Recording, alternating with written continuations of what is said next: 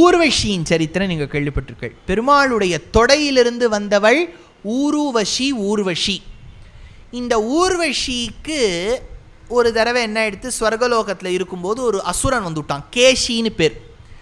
அந்த கேசி வந்தவுடனே இந்திரனுக்கு பாவம், அவன் வந்து என்டர்டெயின்மெண்ட் மேன், கம்ப்ளீட்லி இந்திரன்கிறது என்டர்டெயின்மெண்ட் மேன். 4-5 பேர் ஆட விட்டு பார்க்க தெரியுமே ஒழிய யுத்தம்னு வந்துவிட்டா அவனுக்கு சண்டையெல்லாம் போட தெரியாது. பாவம், அவன் நம்மளை மாதிரி சண்டையெல்லாம் அவனுக்கு போட வரவே வராது. அதனால தான் ஆண்டாள் வந்து அந்த ராமனானவன் ராவணனோடு யுத்தம் செய்யும்போது இந்திரன் தன்னுடைய தேரையும் தேரோட்டியாக இருக்கக்கூடிய மாதலியையும் அனுப்புகிறான். அப்போ ஆண்டாள் ஒரு பாசுரம் எழுதுறா நாச்சியார் திருமொழியில், மாதலி முன் தேர் கொள்ள. மாதலி தேரை முன்னாடி ஓட்டின்னு போனார். சுவாமி இப்போ யாரோ சொல்கிறோம் கார் எங்கே, அவர் ஓட்டின்னு போயிருக்காருன்னு சொல்லுவோம். கார் அவர் முன்னாடி ஓட்டின்னு போனார். ஓட்டுறதுன்னா முன்னாடி தான் ஓட்ட முடியும், பின்னாடியே ஓட்ட முடியும். ரிவர்ஸ் எடுக்கிறத தவிர பாக்கி எல்லாம் முன்னாடி தானே ஓட்டின்னு போக முடியும். ஆனால் ஆண்டாள் சொல்கிறா மாதலி முன் தேர் கொள்ள.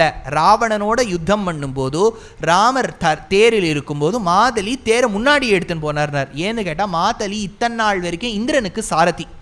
இந்திரன் ஒரு யுத்தத்திலையும் தேரை முன்னாடியே எடுத்துன்னு போனதில்லை, ரிவர்ஸ் கியர் தான் போட்டுன்னு போயிருக்கான். அதனால் மாதலிக்கு தேரை முன்னாடி எடுத்துன்னு போக முடியுமான்னு சந்தேகம் வந்துடுத்தான். ராமருக்கு சாரத்தியம் பண்ணவுன்னு தான் தெரிஞ்சுதான் தேர் முன்னாடி கூட போகும் போல இருக்குன்னு. அதனால் மாதலி முன் தேர் கொள்ளனா. அப்பேற்பட்ட இந்திரனினுடைய அந்த வீட்டில் இருந்தவள் தான் ஊர்வஷி. ஊர்வஷியை தவிர பாக்கி நிறைய பேர் இருக்கா. அப்சரஸ், இந்த இது மேனகா, ரம்பா, திலோத்தமா, புஞ்சிகஸ்தலா, கிருத்தாச்சி, இந்த மாதிரி நிறைய பேர் வச்சுருக்கான். அதுக்கெல்லாம் பிடிடின்னு பேர். பிடபிள்யூடிங்கிறது பப்ளிக் ஒர்க்ஸ் டிபார்ட்மெண்ட்லேயே அவன் வந்து பெனன்ஸ் டிஸ்ட்ரக்ஷன் டிபார்ட்மெண்ட்டுன்னு ஒன்று வச்சுருக்கான். யாராவது ஒரு தவம் செய்தால் எப்படி அதை அழிப்பது அப்படின்னு தான் இந்திரனுக்கு வேலை. இப்போ இந்த அசுரனோட யுத்தம் பண்ணுறதுக்கு ஒரு ராஜா புரூரவஸ், அந்த புரூரவஸுங்கிற ராஜாவை கூப்பிட்றான். புரூரவஸ் போய் நேர சண்டை போடுறார். சண்டை போட்டு முடித்த உடனே அந்த ஊர்வசியை கடத்தின்னு போயிடுறான் அந்த அசுரன். அந்த ஊர்வசியை வேற சுமந்துன்னு வரார்.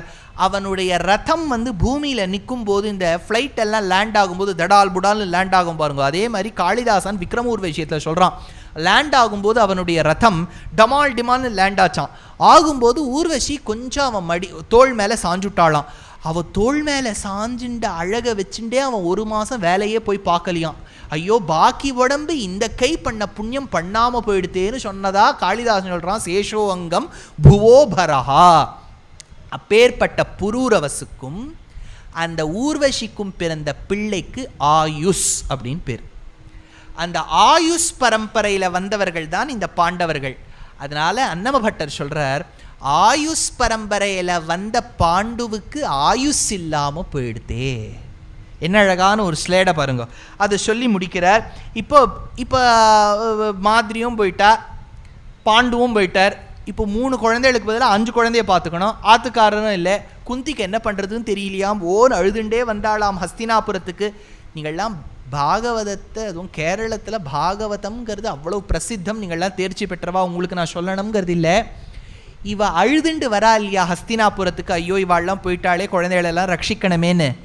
இந்த கட்டத்தை தான் ஸ்ரீமத் பாகவதத்தில் 3வது ஸ்கந்தத்தில் சுகபிரம்மம் எடுக்கிறார். விதுரரை பார்த்து கேட்குறா.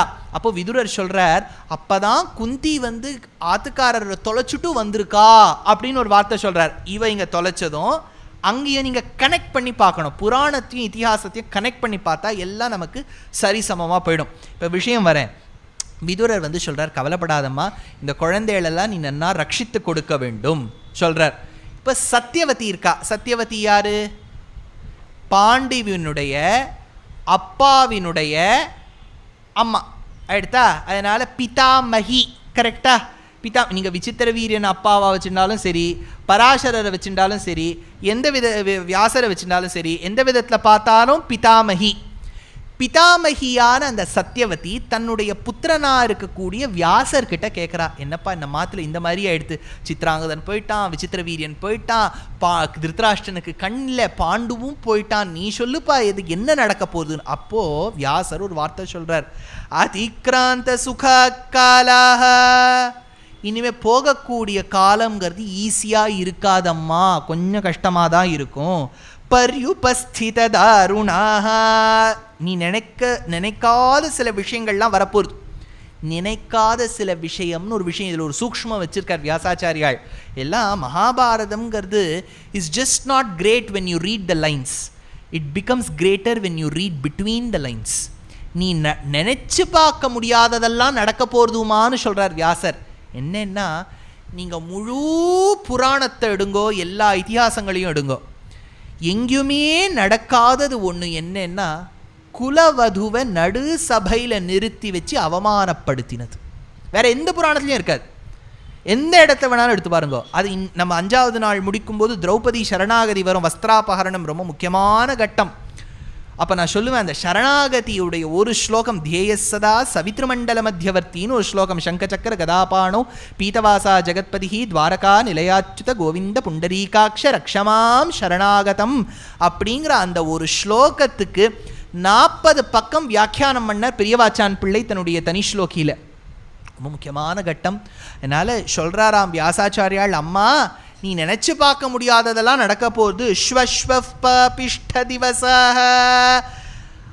நாளுக்கு நாள் பாவக்கூட்டத்தின் கணக்கு ஜாஸ்தியாயிண்டே போக போகிறது. பிருத்திவி கத யௌவனா, பிருத்திவி கத யௌவனா, பிருத்திவியானது பூமியானது தன்னுடைய இளமையை துறந்து நிற்க போகிறதுமா.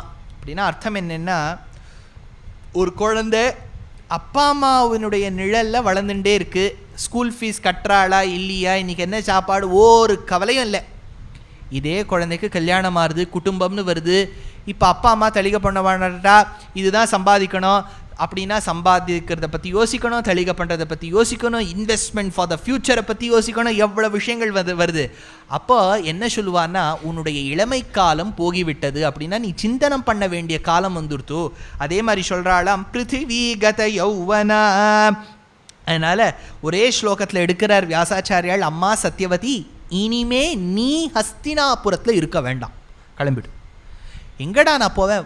வனப்பிரஸ்தம், வனத்தை நோக்கி சென்று விடு. அந்த காலத்தில் வனம்னு ஒன்று தனியாக இருந்தது. இப்போ நம்ம என்னென்னா, வனத்தெல்லாம் அது அடுத்த வருஷம் மார்ச் மாதத்தில் நாங்கள் கேரளா யாத்திரா போக போகிறோம், பக்தர்களை அழைத்துக்கொண்டு. எங்கன்னா 13 திவ்யதேசங்கள், 13 அபிமான ஸ்தலங்கள், 26 ஸ்தலங்களுக்கு சென்று சேவிக்க போகிறோம். மேலேந்து கீழே திருவனந்தபுரம் வரைக்கும். இது ஏற்கனவே ஒரு 2015 பண்ணியிருக்கோம், 90 பேரை வச்சு. கேரளத்தில் ஒரு ஆச்சரியம் என்னென்னா, நாங்கள் ரோட்டில் ஹைவேயில் போயிட்டே இருப்போம், சின்ன சின்ன ரோட்டில் போவோம். ஊர் விட்டு ஊர் வரோன்னா வயலாவது வரணும் இல்லையா, இங்கே வீடாக வந்துட்டுருக்கு. நான் யோசிச்சு பார்த்தேன், என்ன சுவாமி ஊர் விட்டு ஊர் வரோம், நடுவில் வயல் வராதான். என்னென்னா, நம்ம இருக்கிற வனத்தெல்லாம் ஊராக்கிட்டோம். எங்கே நம்ம வனத்துக்குன்னு தனியாக போகிறது? அதனால் இதே தான் வானப்பிரஸ்தம். இது கோயம்புத்தூரில் ஒரு இடத்துக்கு போயிருந்தேன். அவள் சொன்னால் இதுதான் ஞானப்பிரஸ்தா வனப்பிரஸ்தாவோ ஏதோ சொன்னான். ஏன்னா இப்போ நம்மளே ஒரு பில்டிங்கை கட்டி வானப்பிரஸ்தம்னு சொல்லிக்க வேண்டியது தான். ஏன்னா தனியாக வனம்னு ஒன்று இருந்தால் நம்ம அதுக்கு பிரஸ்தானம் பண்ணலாம். இவா காலத்தில் வனம் இருந்தது, அதனால் பிரஸ்தாபம் பண்ணியிருக்கா. அப்போ சத்யவதி என்ன பண்ணாலாம், தன்னுடைய மனாட்டு பெண்ணாக இருக்கக்கூடிய 2வது மனாட்டு பெண் அம்பாலிகையை அழைத்து கொண்டு சென்றாளாம். அம்பிகா நீ இங்கே தங்கிவிடு, யாராவது ஒத்தராது பெரியவ ஆத்துக்கு இருக்கணும்னு சொல்லிட்டு கிளம்பினாளாம். கருணாமனயாச்சாபி பிருத்திவீன பவிஷ்யதி கச்சத்வம் யோகமாஸ்தாய யுக்த வசத போவனே. அப்போ ஒரு நாள் இந்த துரியோதனுக்கு சிறு வயதிலிருந்தே இந்த பஞ்சபாண்டம் வாழை கண்டு ஆகாது. ஏன், எதனால் காரணம்னு சொல்லுங்களேன். ஏதாவது சின்ன வயசுலேருந்து ஆகாது, ஏன் ஒரு காரணம் சொல்லுங்க. ஏன் சின்ன வயசுலேருந்து ஏதாவது ஒரு காரணம் இருந்தால் ஆகாமல் இருக்கிறது ஓகே, காரணமே இல்லாமல் ஆகவே ஆகாது. ஏன், என்னவா இருக்கும்?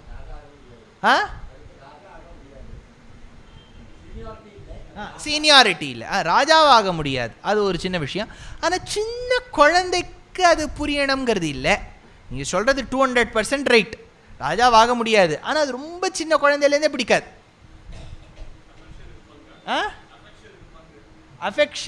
அஃபெக்ஷனில் பங்கு. ஆனால் இதில் இன்னொரு இது பாருங்க, இந்த கௌரவாளுக்கு அப்பா அம்மா 2 பேரும் இருந்தா, இவாளுக்கு தான் பாவம் அப்பா திறந்துட்டா. இந்த பஞ்சபாண்டவாளில் இந்த 2 குழந்தைகள் அம்மாவையும் திறந்துடுத்து, நகுல சகதேவன்.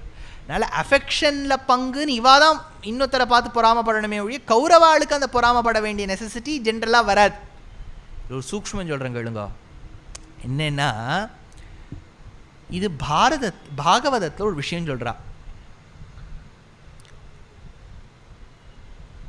ஹிருதயாதபி தத்தஸ்தாத்து வம்சாவதாரே பகவான். அதாவது தேவகி வசுதேவாள் பெருமாளை பெத்தெடுக்கிறா. அப்போ ஒரு வார்த்தை சுகபிரம்மம் சாதிக்கிறார். பெருமாளை மனசில் வச்சுண்டு அவள் பெருமாளை பெத்தெடுத்தாளாம். பெருமாளை மனசில் வச்சுண்டு நீ வேறு எதுக்கு எக்ஸ்ட்ராவாக ஒரு வார்த்தை சொல்லணும்னா அதுக்கு வியாக்கியாத்தா எடுக்கிறார். அப்பா அம்மாவுடைய எண்ணம் எப்படியோ அப்படி தான் குழந்தைகளும் இருக்குமா. இந்த துரியோதனனுடைய திருத்தகப்பனார் திருத்தராஷ்டிரனுக்கு சின்ன வயசுலேருந்தே அவனுக்கு அவனுடைய தம்பியை கண்ட ஆகாது. அதே எண்ணம் ரத்தம் வழியாக தன்னுடைய புத்திரருக்கும் வந்தது பாரு.